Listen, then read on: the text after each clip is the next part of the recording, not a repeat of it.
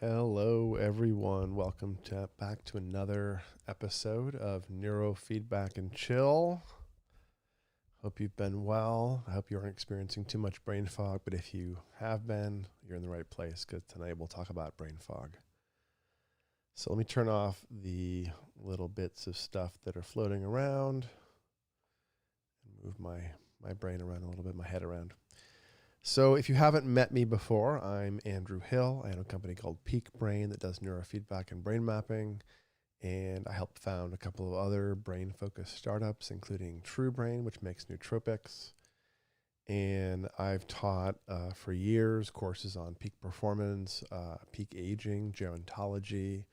I've worked with developmental populations below 10 years old and all kinds of childhood complaints of the brain, as well as working with elders. So if you have a brain, I can help you understand it is my sort of role here in life.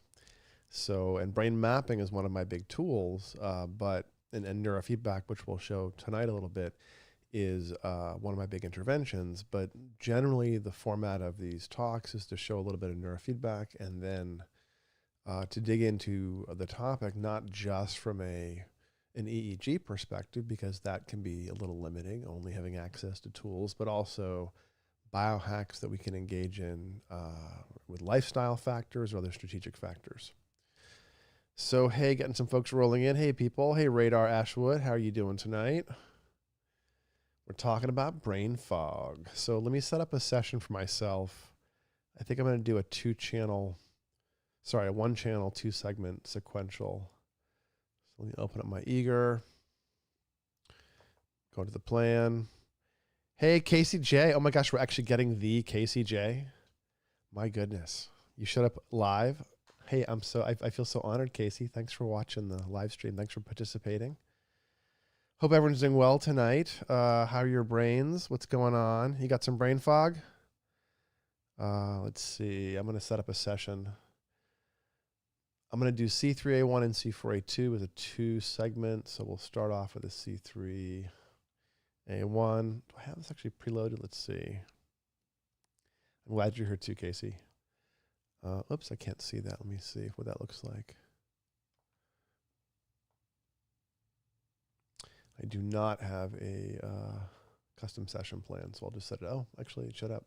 C3A1, 4 to 7, 15 to 18. That's a little fast. 15 hertz beta under left, C3. So for those of you who haven't seen neurofeedback before, what we're looking at is a head plot there, that beige circle called the 1020 coordinate system. If you tap this little button, you can see there's more locations available. It becomes 1010. And what that refers to is the grid spacing, 10% or 20% away. So C3, an odd number means left side, and C means the central strip, in this case, the precentral gyrus on the left, which is involved with stabilizing executive function, clear, calm focus, but also staying alert when things are boring so you don't wander off into the bushes, and for staying asleep. So left side beta is actually fairly heavily involved with the management of your vigilance tone, keeping your mind, your attention clear and crisp and bright and on things. So I'm going to do a little bit of beta training there. 15's a little fast for me. I'm going to do 14 point. I'm going to do 5 tonight. Feeling kind of tired. And then 17.5. So I'm going to measure from 15 hertz and change up to 17 and change. And that's a brainwave that will drive the game on the screen once I'm running. I'm also going to measure a faster frequency, 24 to 36, and a slower frequency, 4 to 7. And those have to drop or stay down to let the game run. That's the basis of neurofeedback. Let me do 12 minutes on a side. Somebody called me out recently. One of my clients was like, hey, whenever you do a live stream, you only train for 12 to 15 minutes. Am I training too long? Because I have everyone trained for half an hour. It's like, nope, I'm just being lazy and not doing a full session. So I'll do a little bit more. I'll do 24 minutes tonight. C4A2, that's fine. But again, I'm going to drop down the frequencies a little bit, 11.5 to 14.5. So this is low beta, also called SMR, because of the location it's on, the sensory motor strip. And the goal of this frequency is to stabilize calm focus as well, but it tends to create a lot of body process stuff, a lot of supervisory attention, a lot of sitting still. Why is this not? Oh, because I have the same numbers in both, maybe. 11.5. You see it turns red if you make a mistake. 14.5. There we go. And 22.34. So I'm going to measure SMR, sensory motor rhythm, on the right side. And that has a supervisory attention main goal. It knows if you're paying attention. And so generally when you combine those two, C3A1 and C4A2, even numbers, right side, you end up with this compound executive function and sleep impact. And for folks with brain fog, once you dialed in the right frequencies and the right response, the right versions of the protocols, like C4 can be done in an A1 or an A2 using left ear or right ear as a reference, for instance. Once you dialed in the best combination of these frequencies and sites, subjectively, based on the after effect, after neurofeedback, then you might combine them into a 2-channel contingent, which really helps with the stabilization across the whole brain. Let me look and see if we have what are called thresholds or auto goals set up properly. We do not. What these are is every 30 seconds, I'm going to set this to 30 seconds. What we'll do is move the goalposts and set the computer next to where I am so it knows from where to then watch for changes. And so 25, 65, 15 every 30 seconds, that's fine. Let me hit OK on this one and go into the other one. This is why I use presets, because it saves you time. And on my home machine, I don't have all of our presets loaded.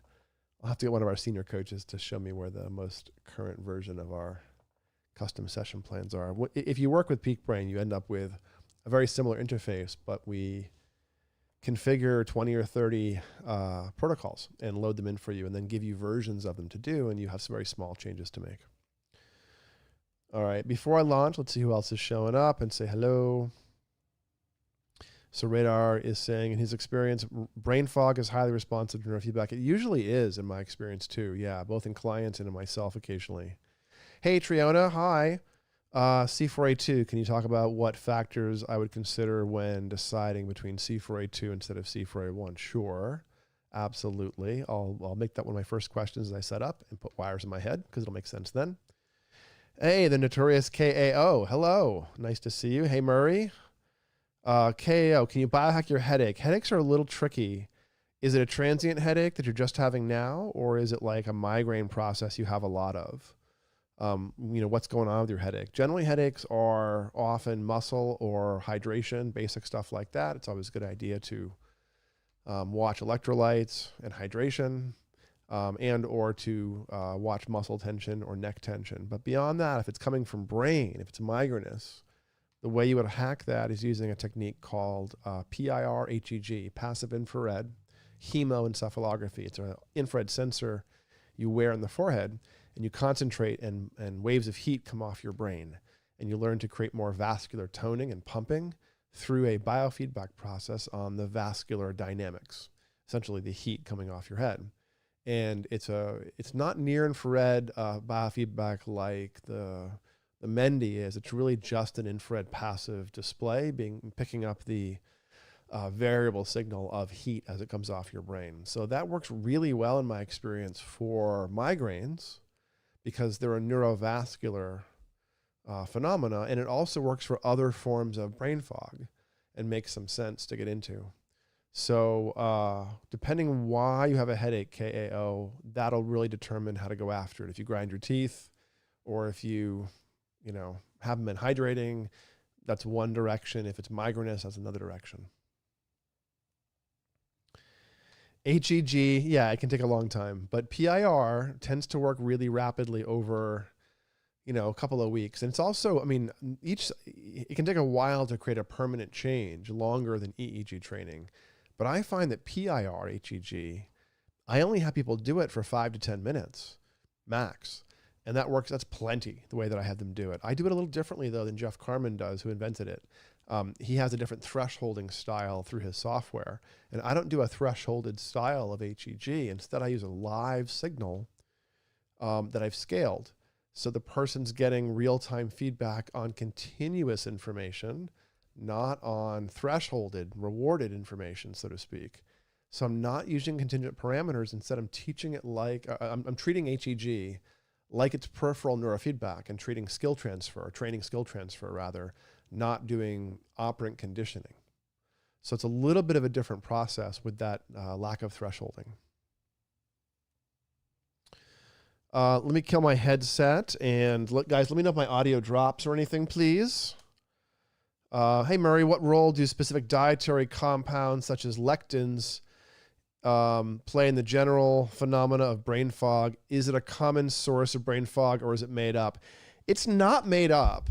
Dietary brain fog or gut-driven brain fog is really common. And it's really common, I think, to have a low-key kind of allergy. And,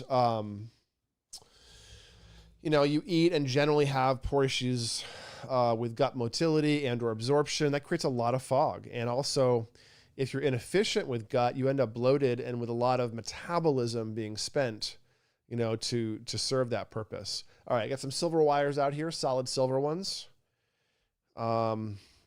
These are handmade in the USA, but we get some from China that are going to be more expensive now, apparently. So let me get a couple ear clips out first. There we go. And I'm going to put one of these on each ear. So let's plug them into the amplifier using an old QEEG. Let me see, where's the other socket? There it is. All right, so my ground wire is going to be the blue. That's the green socket. That's the blue wire. I'm going to leave that on my left ear for the first half. Sorry. Wires are tangled. I'm going to leave that on my, so C3A1 means that the right ear is the ground. So for the first half, the blue wire is on my right ear. So let me do that. And then, you know, one trick to avoid setting up and plugging things in too much and moving too many wires is you leave the stuff on your head and you swap the two ears at the amp. So my first protocol is C3A1, and my second segment's going to be C4 minus A2. Now that's a left-sided brain training and a right-sided to some extent. And I'm referencing or subtracting from the ear on the same side. So what that means is I'm getting a signal that is created from subtracting. Sorry, I need my other hand here. So that's my ground wire. Radar saying train the frontal lobe basically eliminates brain fog. It can also screw people up. Frontal training is not as reliable as central training. I'm not a huge fan of frontal training unless you need frontal training. You can get away with central training even if you don't need it. But frontal training, it's delayed, it's a little bit more individual, it's a little bit less predictable, and you have to target it very carefully. All right, so my left ear is the reference. Let's see what the questions are. Triona's saying, or asking me, am I saying that I dial in on the frequencies individually at the sites? Yes. Before doing 2-channel protocols? Yeah, exactly. And if 15 to 18 is too fast for C3, how would I know what would the impact be? Yeah. So if you train beta at C3 and it's too fast for you, or you train too much time at your proper frequency, get an overtraining effect, you'll be overactivated. You'll feel a little wired. You'll feel a little too clear, a little too on. During the session, you'll feel waves of tiredness, which by itself isn't a sign you're overtraining, but it's a sign you're pushing a little bit. But if you overtrain with frequency at C3, you'll be a little overactivated. I mean, when I do it, I get a little sensory activation. I hear sounds a little too intensely. Lights are a little bit too bright. What I watch for in most people are sleep changes. If you have a hard time falling asleep, C3 may have been too fast. Or if you don't get good sleep maintenance, C3 may have been too slow. So if you train 15 hertz, even if it's a bit pushy, you feel a little wired, once you do fall asleep, you'll sleep great. So that's a faster end of the C3. But if you train 14.5, let's say, and then the person has sleep maintenance issues, you're undershooting their C3 frequency. But generally feel a little wired and a little bit too on edge. You might be a little irritable. or you might have some other kind of activation. Like I'll get a sort of sensory activation, as I said. All right, and Casey's given us some knowledge here. It's based on the individual's QEEG and the effect they wish to have for that session. Yep, and session history. Andrew trained me. Yeah, Casey's one of our Peak Brain former staff, one of our former coaches who worked with us for a few years. Also one of my students as well before that, I think. Casey, you're my student, I think, right? But Casey's one of our neuroscience learners who moved up and spend some time working with Peak Brain. So let me grab another wire from my head. Here we go. So I'm going to put C3 and C4 on both. And then we can swap them in the amp halfway through.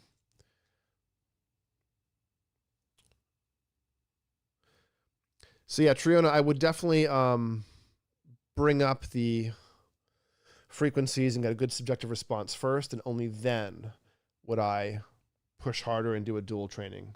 One, because the dual is twice as long. You're doing 30 minutes often instead of 15. Two, the contingency, the C301, C4A2 dual itself, the contingent reward, it's not training the same thing as each individual site. It's a combination resource. So when you're doing C301, C4A2 dual or contingent 2-channel on other pieces of software, what you're really doing is something that is, let me get this lined up here. What you're doing is something that's really requiring the two locations to come online together. And that is not the same thing as each coming online individually. And so there is a slightly different effect. And some people, I stick with C3A1 to C4A2 if they're getting good results. And other folks, it's just part of the progression up to a dual.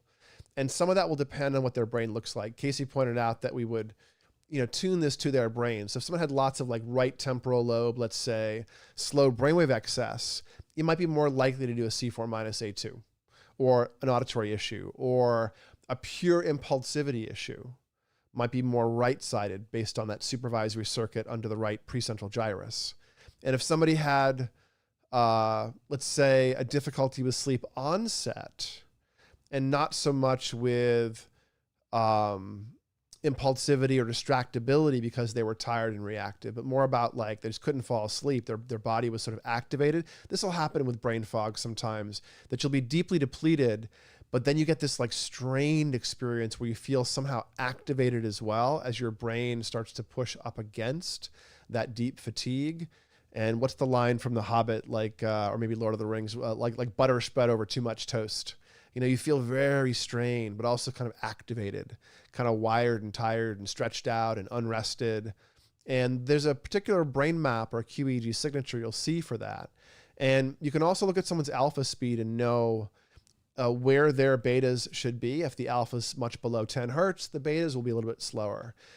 And you can look at the alpha speed as a signature for brain fog, for tiredness, for metabolic loading, where you would see the alpha speed, the peak alpha frequency, spreading out and slowing down. When I say spreading out, I mean it's not staying synchronized within one hemisphere.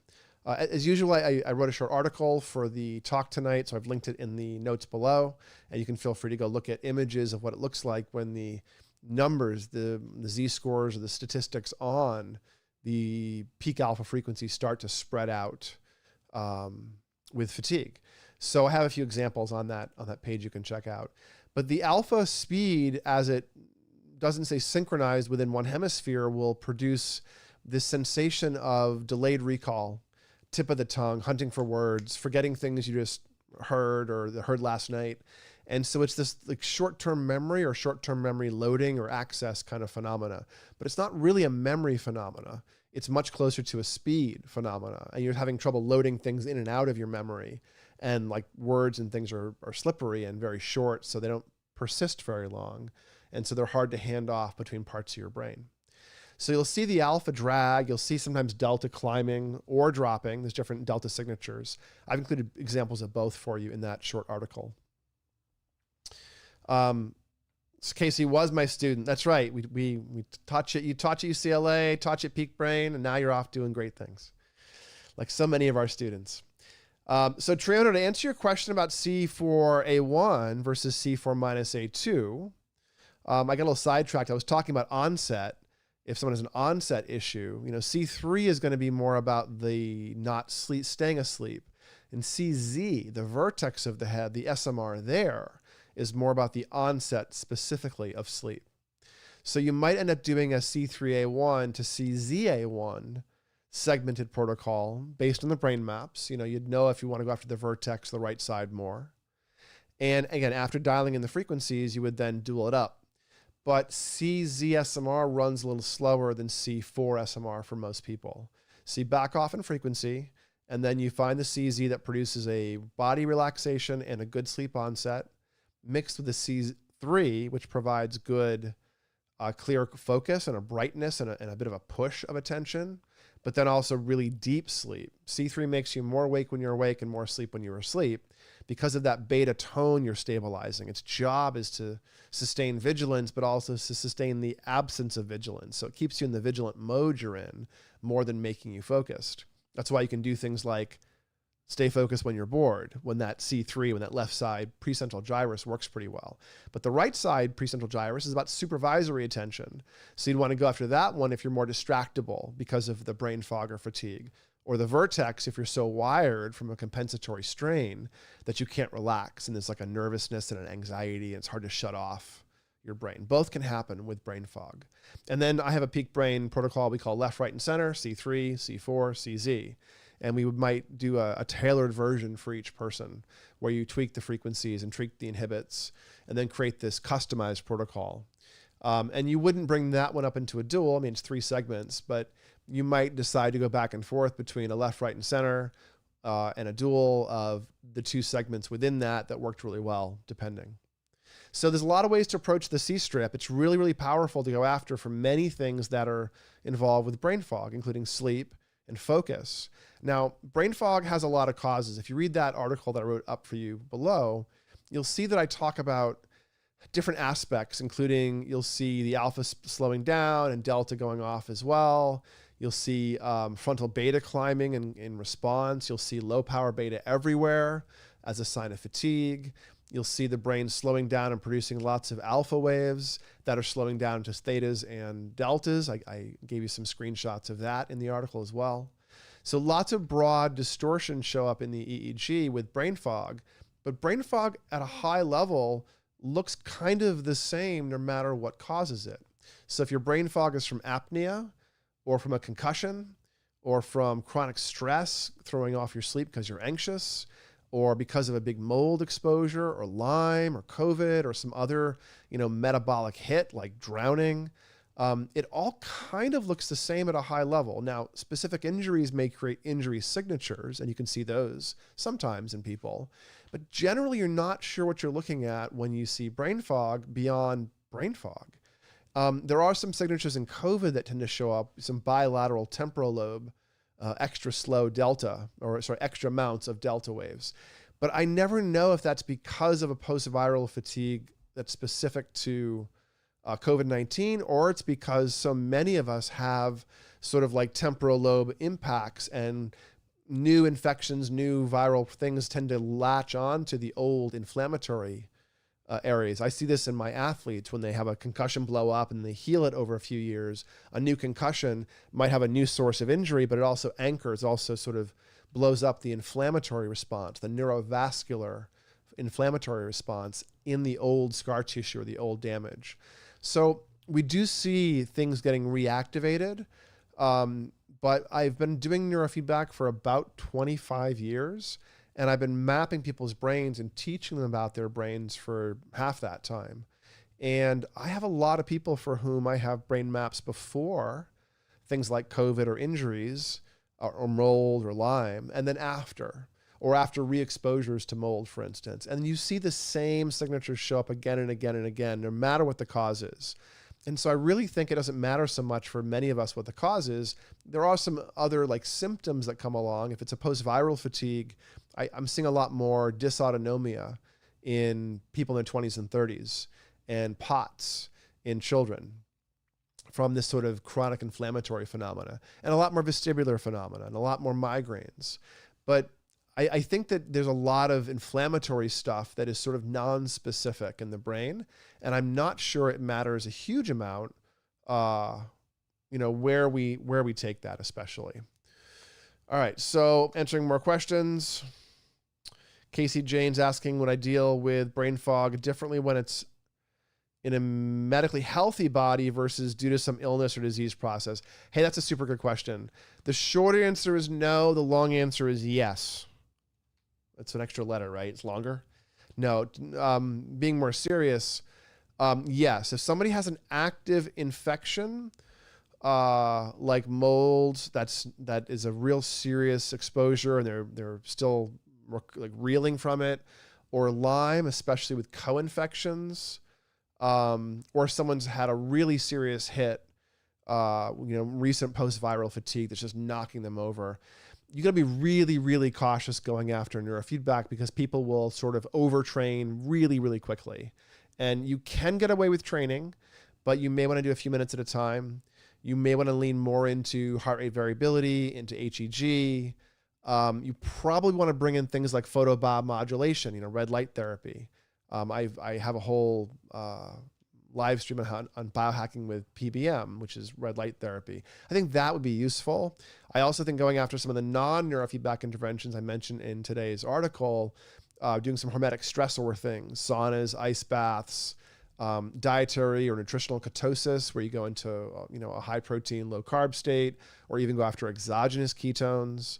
I think some nootropics, some of the choline sources like acetylcholine to speed up speed of processing. I think some of the new omega-3 fatty acids like the lysophosphatidylcholine DHA that's at the market under brand name Lysoveta, Lysoveta. I think these are interesting and powerful and systemic, and a bunch of these things can be combined. And other hormetic stressors like hyperbaric, for instance, if you have tons of resources available or access to big tools. But generally, I think we have to be careful and think about the brain when biohacking from a foundational perspective. And if you're a little bit wrecked with illness, injury, disease, whatever, I think stabilizing the deepest stuff is really important, but being really gentle, just getting a sleep change, just getting a little bit of pain relief or fog relief from someone is really all you're trying to get done initially, and then gently layer in other tools. And I find that I do get a lot of utility out of adding things like PIR, HEG, that infrared blood flow training headset, and PBM, photobiomodulation. When there are those more significant illnesses, I do lean more into the metabolic sort of hormetic stressor tool set, if you will, and also go really gently, really slowly, and listen to people carefully to make sure they're not reporting things that suggest overtraining, because you won't be able to get away with overtraining somebody with post-COVID fatigue or dysautonomia or post-Lyme stuff the same way you can get away by training somebody who's like anxious or has ADHD, where, you see after effects and you learn from them, but you have a lot more time and a lot less of a reactive system sometimes to work with. So great question. You got to be a little cautious sometimes when working with those people. All right, so I have been talking enough. Let me turn on my session. Wow, it's already 1:30. Let's get my session going. I meant to install some games today so I could show you guys some of the newer games, and then I forgot. Got too busy, working on too many things. So let me kick off my C3, and I'm going to use a simple game. Let us use variable.mazes, old school, kind of a Pac-Man style game. And before next week, I'll try to get some other games installed, if I can remember. All right, my amplifier is waking up, initializing. Let's see if it comes online. There it is. I got brainwaves. I must be alive. You can tell they're alive brainwaves because when I move, we get noise in the signal. That's movement noise there in the top signal. Now, I am filtering out 3 different frequency ranges. You can see here on the left there, on the purple box, 4 to 7, that's theta brain waves. And right beneath my head here, it says 27 microvolts. That is the amount of theta I'm making. And 25 now. I'm focusing, so my theta is dropping, apparently. And you can see next to it says 62 microvolts. That's the position of the lines. Let me actually threshold this because it's sort of drifting a little bit.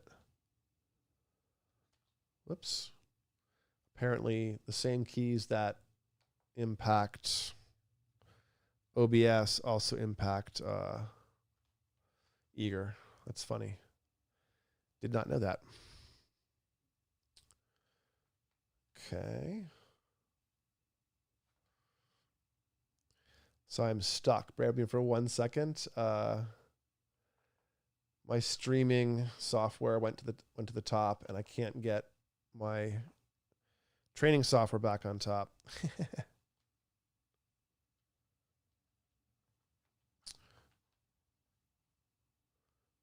Okay. Okay, let's see. I seem to be stuck. All right, there we go. So let me start my software. It says pause, and then hit F5. Okay. All right. So you guys can probably see it.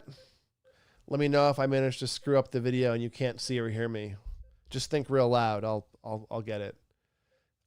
So I'm training my brain right now. You can see a little Pac-Man. He's zipping along there at the bottom. And I have that little purple screen on the bottom right at eye level on a big screen in front of me on the wall. So I can sort of see it, and I'm aware of the game changing, but it's mostly an involuntary process. So what I'm doing is I'm exercising, if you will, but it's sort of involuntary. I'm exercising up the beta waves on the left side of my head right here. And I'm measuring, you can see below my head on the screen, it says 14.5 to 17.5. That's that beta frequency that I'm measuring off that wire on the left. And I'm making 12.7 microvolts, 12.8. And I want to make more of that. So I've set a threshold to 9.38. Just you can see there, arbitrarily just changed because every 30 seconds, I've set the software up to adjust and stay next to where my brain is. You can see that I am making a little bit less right now, 11 microvolts. So 10 microvolts, and my beeps have stopped. And after a few seconds, oh, I finished the maze. But after a few seconds, the software will adjust and catch up, and then it'll try to keep me in roughly the same reward rate. So if my brain is focusing a lot, I'll get a lot of beeps that'll stop and start. But if my brain is getting tired, it'll gradually make it easier, essentially, so that you still get rewarded or information when the brain flexes in the proper direction. So I'm training up my 14.5, and I'll do a few minutes of that. And you can see at the bottom is a white bar growing. That's the timer. You can see the two segments I've pre-configured there. If you're using Eager and you're wondering how the heck I have both the game and the traces on the same screen, it's because I'm magic. No, you can play some tricks on Windows and use one computer and have both screens showing up on one screen. It involves setting up a virtual monitor and then using a dummy HDMI plug on one of the ports of your computer and then dragging the virtual monitor back onto the screen. I'm also doing this here using OBS streaming software, which is a very similar way of creating a virtual monitor. But you can do it without a second screen, meaning I've got this running on a little tiny, $250 palm top, like micro desktop that people use to run their TVs. And so you could use that for a really successful neurofeedback platform on a nice 4K TV and do something like this if you wanted. If you're working with Peak Brain, we give you a laptop bag with everything pre-configured, including a laptop. But if you're cobbling together your own system, that can be a nice way to do it. So I'm feeling the beta training a little tiny bit, a little bit of fluttering in my chest, a little tiny bit of fatigue behind my eyes, and that's probably the beta waves on this left-hand side being told to climb and struggling a tiny bit. You can see on this red and blue bar display that things are climbing. Now, most Eager games have the same 3-minute periods, and the red bar is the same every time, but this one shows time because it takes you a certain amount of time to clear the maze. And so this game will actually show you a little bit of time and points between each of the mazes, which can make it nice to gamify it a little bit yourself. So I did not finish Triano's question about C4A1 and C4A2. Let me finish that, and then I'll get into the next couple questions. So when you have a C4, which I'm going to train next, against A1, you're measuring it subtracted from stuff that's coming off the left side of the brain. The ears are not neutral. That's the big secret. The ears are not a 0 point. They're not zero. They're not neutral. They're actually active sources. And so C4 minus A1 subtracts the signal at C4 from the signal you're picking up off the temporal lobe, essentially. But a C4A2 picks up the same thing, but off of this wire. And so there's a lot more information shared on the A2 with C4 than there is on the A1 compared to C4. So when you subtract C4 minus A2, you're left with a much smaller signal, a much lower amplitude signal, and a lot more of what is similar on this whole side gets dropped out because you subtract. And what's emphasized is a little bit more spatial precision at the C4 because of it, but less about the whole brain contribution. And by doing C4 minus A1, the two wires are very different. And so you end up with a more right hemisphere contribution against the left hemisphere contribution when you're doing C4 minus A1. So C4 minus A1 is turning a lot more information, but a lot less specifically. And C4A2 is getting more specific and drilling down on a couple of frequencies and maybe getting some other contributions in the tissue that's between them, especially where things are different, because that'll be picked up differently in each of those two sides. So that's why you might use A1 versus A2. Now, I have some rules, and they're mostly clinical lore, but I use left ear reference for left side sites usually. I use left side references or linked ear, both ear references for Z-line, midline sites. And then I use right ear references for right side sites if I'm just doing a simple scalp electrode. Although, of course, you can do protocols like C4 minus PZ or C4 minus T4, where you're doing 2 on the scalp. And that gets into the idea, again, of subtracting what's similar on that location and emphasizing what's different. The subtraction of what's similar also helps with noise. This is called common mode rejection. It's why I can do EEG on a simple bipolar pair without much shielding. It's because the noise in my environment on the ear and the one in my head are the same. And so it's subtracted out. You don't see it. So you get a nice clean wave. So that's one of the benefits of using bipolar pairs in these sort of referential EEG montage amps. Most training amps are referential pair amps. And it's a bipolar pair, whether or not it's C4 minus A1 or FC minus PZ. If there's 2 electrodes being subtracted, you're really operating in bipolar land. So Triona's asking, could I talk about coherence and brain fog? Sure. Specifically gamma hypocoherence in the front lobes and any association with brain fog. Yeah, I don't think you're likely to measure gamma reliably often.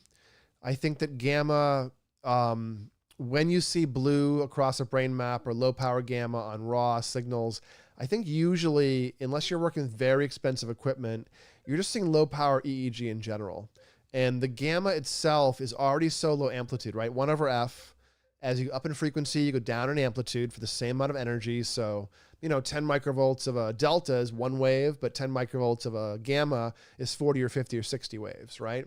So the problem with that is when you cross through the skull, the scalp, the meninges, all the layers of tissue, each one operates like a high pass filter. And by the time you get to the scalp, you've mostly washed out the gamma. And you need fairly expensive equipment to do active amplification to get beyond that. And so any fatigue will drop the amplitude of the whole EEG. And so you're dropping gamma below the noise floor of your filters. And that's why on EEG outputs like QEEG, you'll see blue gamma or low power gamma in people that are tired, fatigued, concussed.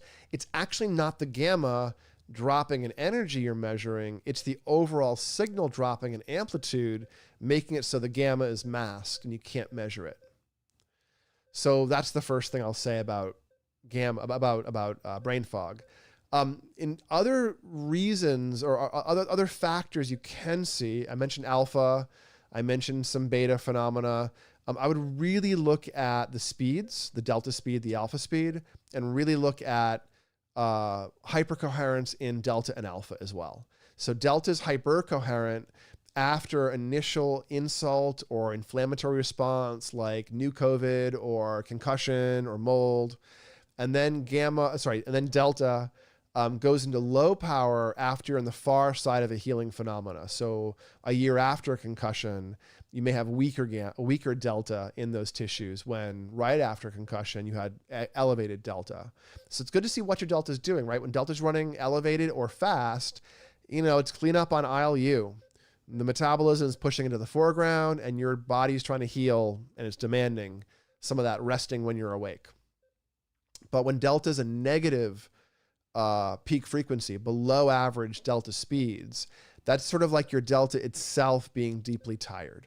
And that's a sign that you can't rest. It's a quality of deep rest that's just not there often. So it's good to have a sense, is this sleep deprivation or sleep quality issues? And you'll see that, both of those things on apnea. You'll see it with alcoholism. You'll see it with trauma and sleep issues. You'll see it with all kinds of different phenomena. So again, the fog is the important part more than the cause, unless there's some cause keeping it going. Don't keep banging your head against the wall, but barring that, you can work on the fog regardless of why. So yeah, Triana, look for alpha, especially front to back waterfall coherence, I call it, where there's all these blue lines, hypocoherent or hypercoherent hypophase in alpha. That's a sign that you're not getting good deep sleep and there's a hollowness into the fog when you're awake.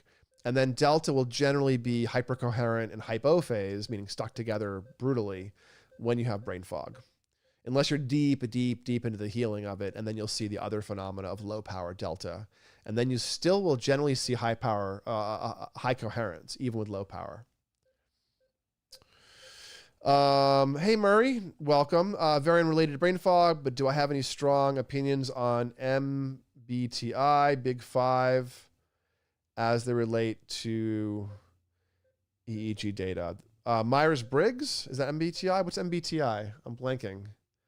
Big Five, I'm assuming like the ocean, the personality model, right? Conscientiousness, or the canoe model. C-A, agreeableness, neuroticism, C-A-N-O, openness, and extroversion.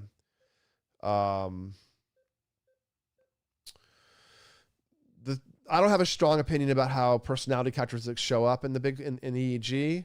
I do think from a life course perspective as a gerontologist that we don't get many changes in the Big Five.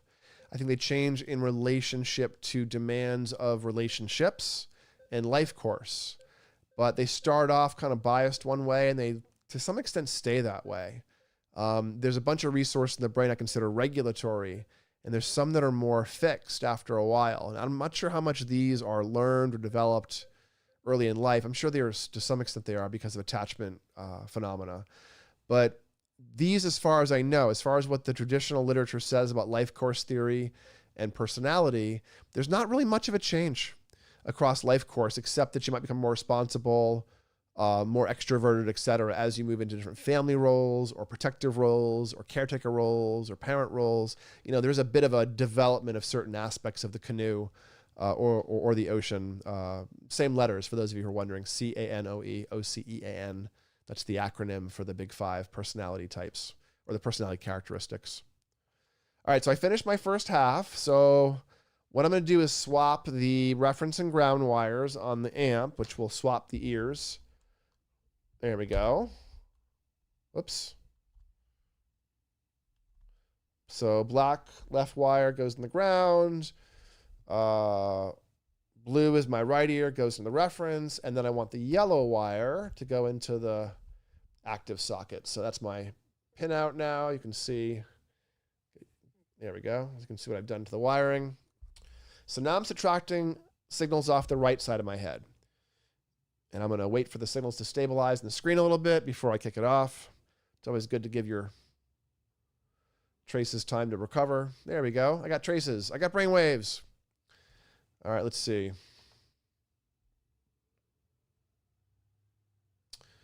Looks pretty good. It's a little small amplitude in that raw. It also seems to be drifting back down. Let me change this. There we go. I'm going to scale this and hit F9. And that selected my 50 box there, and then minus to make it bigger. I have a lower amplitude signal on the right-hand side. I'm going to hit F5 to advance to the next stage, and then F5 again to begin. Cool. So now I'm training C4 minus A2 SMR. And for me, SMR at this point is 11.5 to 14.5. So now I'll get calmer. Before I was getting loud. Other questions. Murray, have I ever heard of Dario Nardi? Sure, absolutely. Who has tried to prove the existence of MBTI Jungian functions with EEG data. Yeah, I haven't looked at his EEG very much recently. I think personality stuff is not really there in the EEG, mostly because the EEG that we talk about is changeable. And the personality stuff, as far as I know, is not so much. EEG phenotypes are stable, but they're stable across months and years, not decades and forever.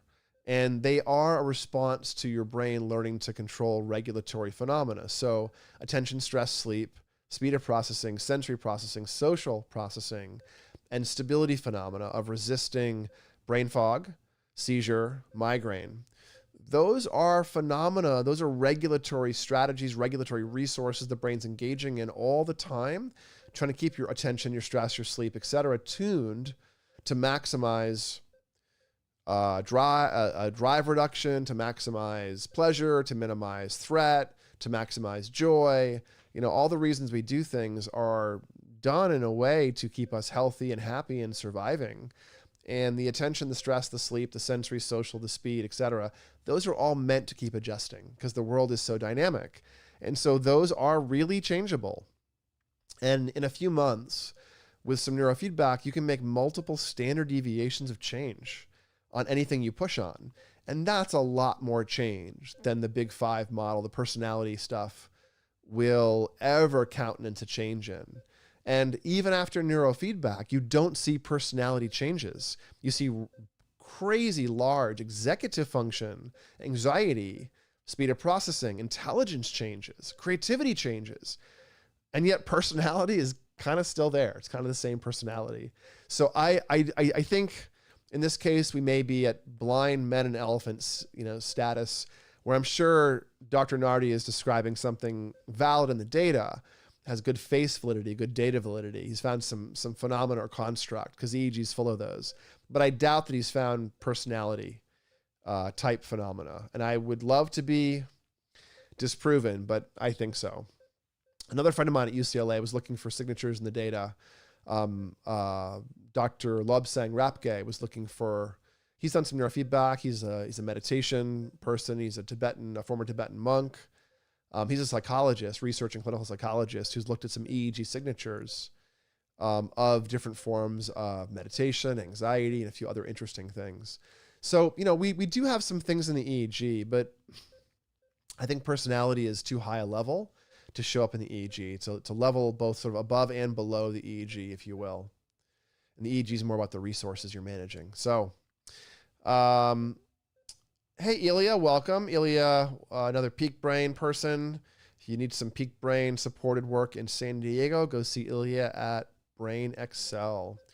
Ilya's asking, is that phase lag front to back hypoactivity marker associated with the parietal front processing? It's a great question.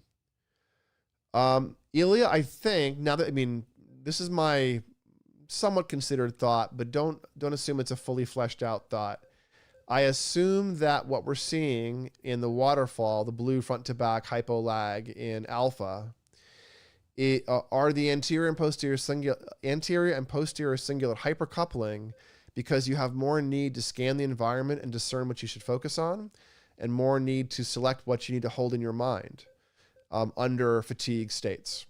And therefore, you're not allowed to relax those two circuits relative to each other, and they keep their idling mode, their alpha, with reduced lag, reduced coupling, so that whenever you can turn on, or whenever you do turn on, the posterior cingulate can go, watch the road. The anterior cingulate comes on as well and says, think of this, or vice versa. So I think that combination, that shuttling of information back and forth between the cingulates, is probably compensatory to deep fatigue or not feeling clear.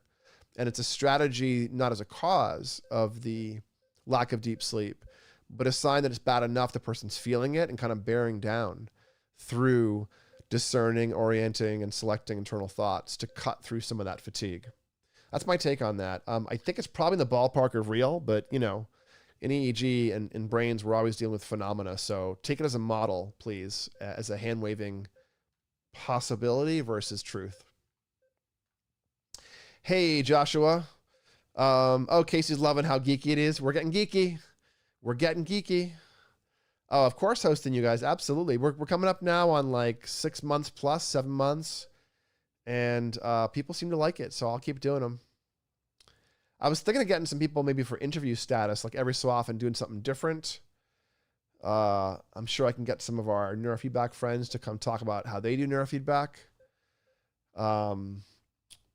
Casey, up by you, I think we have I think Jessica's doing neurofeedback as well. Another former peak brain person. She's Dr. Jessica Tolentino now.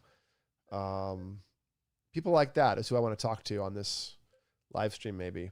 Let's see. Joshua's asking if any time of neurofeedback could trigger a personality shift, it would probably be alpha theta. Yeah, but that's more addition rather than change, in my opinion. Yeah, although I would argue, just to play devil's advocate here, you could have somebody for whom their personality is shut down and fettered through trauma, through learned helplessness, through a bit of depersonalization or acquired alexithymia, where they've shut down their access to emotions and their verbal access to considering them, through adverse experiences, complex PTSD, etc. And in that instance, or even depression, and in that instance, doing things like alpha theta to manipulate the alpha and to create theta release, that 6.5 burst of insight and creativity and nonlinear awareness, you could potentially change someone's personality because you'd be removing the fetters, removing this sort of way that the personality was accommodating the trauma response. That, I think, is valid for thinking that neurofeedback could unlock a personality, but I think it's unlocking one. Or maybe a simpler example, someone's super ADHD and anxious and they're kind of full catastrophe living and they don't really have great ways of regulating. And so they kind of have a compensatory strategy of like just kind of blowing through, conversations and not paying attention to other people's feelings and being impulsive, not because they don't notice it, but because they don't really have a choice. So, all right, here we go, conversing. That happens in severe ADHD. And I think that kind of person might suddenly appear a lot more conscientious or agreeable if you give them less of a, hurtling downhill mode to go into, where they can decide to be inhibited, decide to listen, and have their brain actually follow through. So that might look like a personality change, but I would argue what we're really doing is helping somebody regulate as they should, as they want to, towards the center of their way of being, not pushing them outside of some range. I don't know that I've ever seen an interesting, beautiful, quirky person who's got some, challenges, but also some awesome quirkiness that's powerful. I don't know if I've ever seen somebody lose the quirky giftedness while they get control over their anxiety or ADHD or whatever it is. So, it's complicated stuff. But yeah, I do agree that alpha theta is likely to create transformative changes. Joshua, you might be interested. I've been doing some different work with alpha theta these days, and I've developed a version of alpha theta that I do kind of like the beta reset. I don't know if you're familiar with Jacqueline Ginsburg's work on beta reset, where you sweep through beta frequencies and create a sort of a coherence disruption. And she does it at 2 channels across the back. I've been doing something that follows the same idea, but sweeping through 3 different sites with bilateral alpha theta. And it creates a really, really powerful effect that's a lot more powerful than any other alpha theta I've been able to get access to. It also seems to create a different effect. Just like single channel alpha theta is one effect and 2-channel intrahemispheric alpha theta is a different effect. I do these intrahemispherically, but then they seem to really create additional power and additional kind of juiciness and transformation longer term. Yeah, so Joshua, check that out. Try a 2-channel, a sum training. So first of all, I don't know if you do sum training 2-channel alpha thetas or the software that you use can do this, But the theory is if you add the two raw signals, PO3 minus A1, PO3 minus A2, let's say, if you add those together, before you measure the signals, before you measure the theta or the alpha, then you're preferentially picking up phase relationships, and you're actually going to train alpha synchrony, because phase relationships being 100 degrees and perfectly in phase rather means you get a doubling of amplitude, and 180 degrees out of phase means no amplitude through total deconstructive interference. So two-channel sum training is interhemispheric communication through alpha synchrony training effectively. So what you can do is you can take that training at bilateral and sweep it down. Start at higher sites like PO3, at P3 minus A1, P4 minus A2, and then you move down to PO3, PO4, O1, O2, etc. So that's a very powerful way to go after alpha theta. I wouldn't do it with everyone, but I have a few psychonauts and significantly experienced meditators who do, absorption experiences and do lots of crazy things with their brain, and they really, really like these. So when you get somebody for whom alpha theta is magical and they want to see what's next, that can really be a nice protocol. Radar Ashwood's asking, ever tried FPO1 and FPO2? I use FPO2 as a Seaborn-Fisher style protocol. I've never used FPO1. I don't know if I have a rationale where I would ever use FPO1. In neurofeedback, we have protocols that are based on the literature. We have protocols that are based on the QEEG you're looking at, and protocols that are based on clinical lore. And the FPOs are based on clinical lore for me. I don't have a good rationale. And so I'll do FPO2 every so often as a Seaborn-Fisher style protocol where you're rewarding theta basically. But I find that other versions of it work better. And so does Seaborn. Like FP2 minus A2 works almost as well, and it's way easier to set up and less annoying. And Seaborn even moves back now. Seaborn does most of her, I'm feeling this protocol. Seaborn does most of her work, I think, at IZ now. Let me switch out of this. Escape that. Okay, so there's the session. Let me unhook myself and clean myself up a little bit while answering more questions. So I talked a lot about brain fog at the beginning of this tonight and a little bit since. Please check out that article if you want to learn more about how to go after brain fog. I mentioned most of the things that I would do, but please ask me if you have questions and let me know if I can help you deal with some things. Radar's asking, what does FPO2 train? Yeah, the idea is that it's training the periamygdala cortex in the right and creating a release of that significantly strong avoid system that is sort of resident around the right amygdala. So the amygdala doesn't have very many pyramidal neurons itself. So it's actually kind of hard to get an EEG signal off the amygdala. But you get a lot of periamygdala cortex connected to other tissue that's involved with aspects of anxiety and trauma and fear. So it can be a useful spot to go after FPO2. The electrode would point to the left. FPO2 is right. Let me find my camera. FPO2 is right. If I'm looking straight ahead, it's right there. So what you do is you pull the skin up, you prep the skin with some paste, you stick the wire on that's already pasted itself, and then you drape the wire over the right ear so that there's no tension in the wire. It's the only way to do FPO2. And FPO2 is also only done eyes closed, because as you relax your forehead, the wire sits on the top of your eye. It's really uncomfortable if you're trying to keep your eyes open.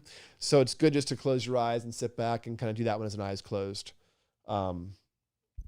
Also, any eye movement creates a lot of noise in the signal, so it doesn't generally stay very stable.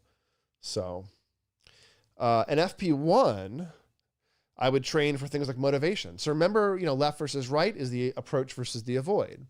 I have a talk on biohacking mood, I think, or at least maybe approach versus avoid. And the idea there is that you have this left biased system that wants to get into it, and a right biased system that wants to find things irritating, too much work, and annoying. And because to sort of save you effort, if you will. And you can see these things on brain maps sometimes, but you can also think about your own laterality. And if you need more of an up, you can do some left. And if you need less of an avoid, you can relax the right. So, even though Seaborn's doing FP2 and FPO2 historically with theta rewards, I often do like P2 with a theta, but I'll do F7, F8, F4. I'll do more alpha rewards with those sometimes as a way of helping that tissue relax, especially F8 and FT8 back here for that avoid system. And on the left, FP1, that's more of an approach system for things like motivation, sometimes mood, sometimes attention, et cetera.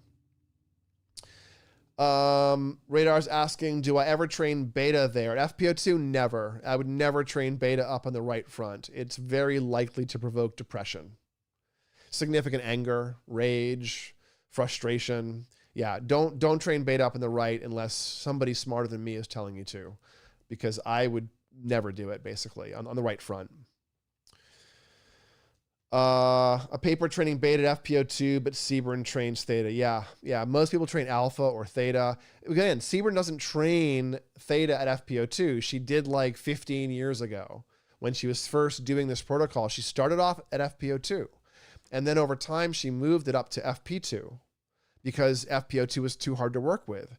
And also, you can get a lot of ab reactions training at FPO2 and F2. All of these attachment trauma protocols that really work well, they're really rare in the neurofeedback landscape in that they actually feel worse afterwards. And that's okay. Most things in neurofeedback, that's not okay. You feel worse afterwards, you've trained wrong. Wrong direction for you, you pushed too hard, something. Don't do that again. Not exactly like that, at least. Adjust. But the sort of trauma attachment protocol, trauma protocol ones, a la Seaburn, FP2, F2. I do some where I train alpha down at PZ and create a rebound of alpha. You can do some things at IZ. Seaburn doesn't train in the front anymore.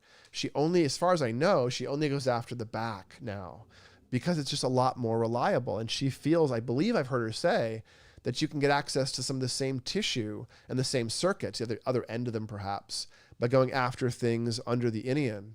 And that's pretty far away from under the orbit. So not sure. Radar, how would I counteract seizures from FPO2? Well, I wouldn't do slow brainwave rewards if someone has a seizure disorder. I mean, I've seen seizures by training at FPO2, not me doing it, but when I worked underneath somebody else, I've seen it. It'll only happen if you have a seizure disorder, generally. And I always do a lot of SMR training before I do random things like that. Again, the more frontal you go, a bit less predictable it is. And the more frontal you go, the more delayed the effects can be.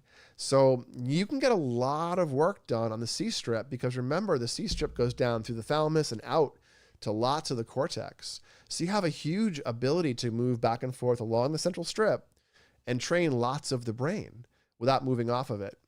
So as we move into more specific cortical patches, you're training more specific cortical patches. So it ends up being a little bit harder to control, a little more individual, and you have to be a little bit more careful and you have to adjust more. So the rules start to become less, known. And so I tend to move out to those tissues, like for instance, FP1, FP2, or F7, F8 might be mood protocol territory or motivation or anger or resistance or something. But that's pretty high level stuff. There's no human thermostat for mood, in spite of the approach versus avoid. It doesn't really track perfectly to like our mood. But there are thermostats for things like sustained attention and impulsivity and sleep. So if you work on the basic resources of sleep, stress, and attention, what you'll often find is before you even had to get out to the tips of the frontal lobe and try things at FP1, FP2, the goals you would have tried to get to with those sites have been dealt with already if you do a good job at the C-strip.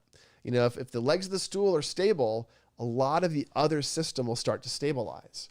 And so if someone comes in for mood and, the frontal lobes look a little iffy on a brain map, but so do the central areas, and there's some sleep regulation phenomena and executive regulation, train the C areas. Those sort themselves out and the mood lifts. And you see the frontal change on the brain maps, even though you never trained there.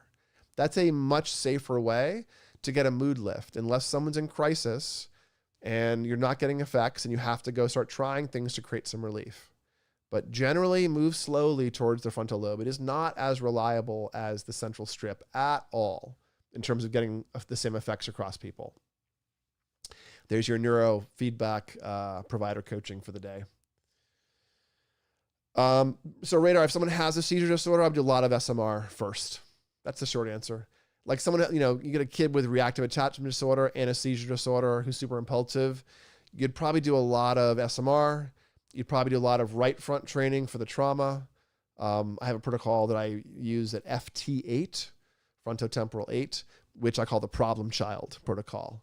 And it, it helps dissolve that sense of like, meh, meh, meh, and like wanting to like pull pigtails and, drop cherry bombs in toilets and things. That oppositional irritability gets soothed by doing alpha training at FT8 for some people, especially kids who are oppositional.